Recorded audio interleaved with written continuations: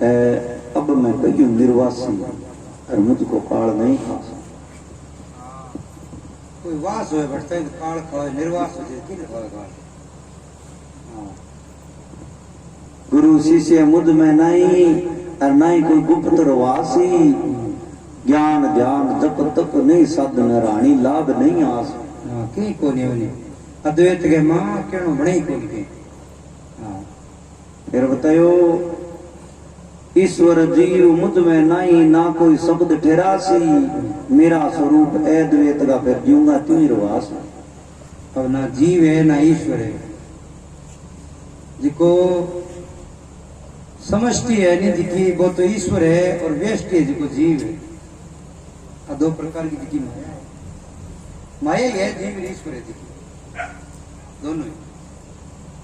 समष्टि उपाधि माया कहिए और व्यष्टि उपाधि अविद्या जीव ईश्वर की जिकी माया है दोनों को नहीं फिर बतायो माया प्रकृति ब्रह्म भी नहीं दरस अदृश्य मिट जासी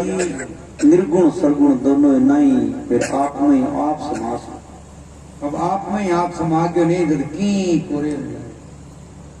ना तो प्रकृति है ना कोई गुण रिया की करे साथ झूठ मुझ में नहीं अंदर बार नहीं आसी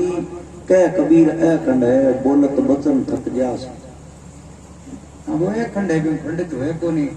और वचना द्वारा जब इन कोई कहना चाहो तो बोल वचन ही थक जाओ